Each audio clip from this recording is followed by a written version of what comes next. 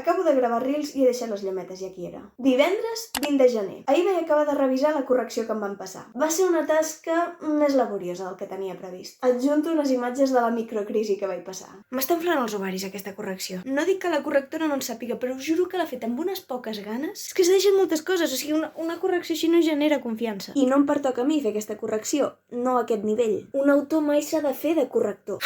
Estic estressada. Quan em vaig adonar que la correcció estava feta amb poqueta atenció, vaig decidir que ja faria de correctora. Així que en lloc de mirar només les esmenes que hi havia, esmena és igual a correcció, a una correcció concreta, em vaig llegir tot el llibre paraula per paraula, lletra per lletra. I vaig trobar que s'havien colat moltes errades, massa errades. Sobretot errades tipogràfiques que havia introduït la dissenyadora del tipus. Fent el disseny li havien marxat moltes cursives i no les havia tornat a posar. I la correctora tampoc les havia posat. Total, quan vaig acabar, li vaig enviar a la Patrícia un document de 20 pàgines enumerant totes les esmenes que jo considerava que calia fer, justificant-les una per una. Avui hem comentat aquestes esmenes per telèfon i a grans trets sembla que sí, que me les accepten. Així que bé.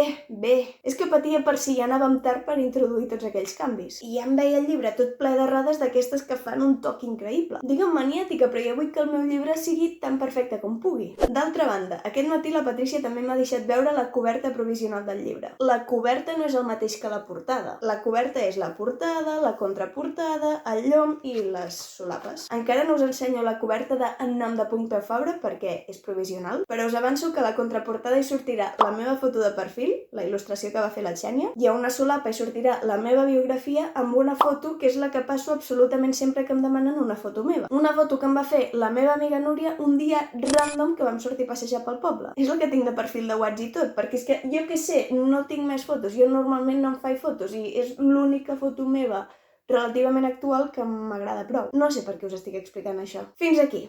No hi ha res més a explicar avui. A reveure!